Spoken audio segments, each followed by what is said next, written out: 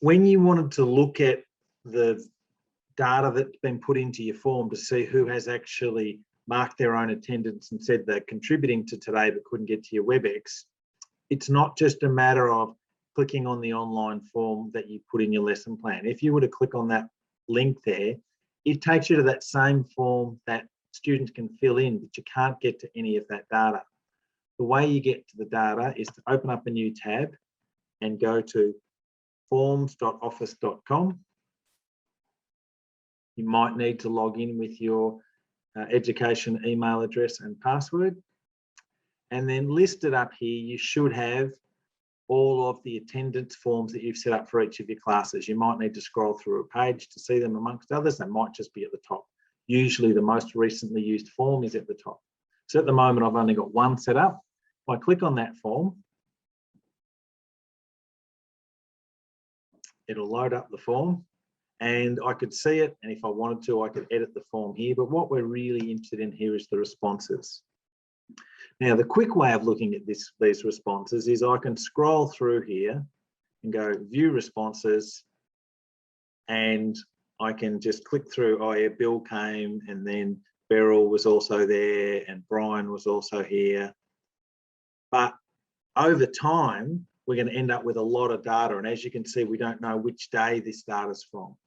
So the best way to get access to this is, rather than looking through there, is to click on the open in Excel.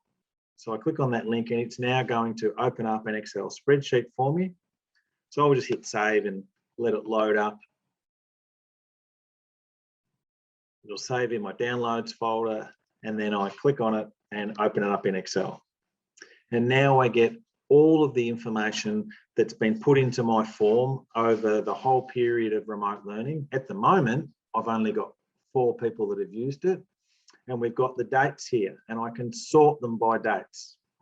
So these boxes at the top here, if I enable my editing, would allow me to filter. Now, everybody at the moment is all on this date, but later on I'll have different dates and I can switch off and on the dates I want to see. I can see the names of the people and the times they were here, and if there's any questions that they've got there. So if someone wants an Education Perfect username, someone else is just saying hello, and a question about whether or not they need to have their work finished on Monday, I can deal with those via email or in the next WebEx. But the most important thing is I can say, all right, on this day, these 4 people were here. I go back into Compass, I adjust my role, marking those people as being present.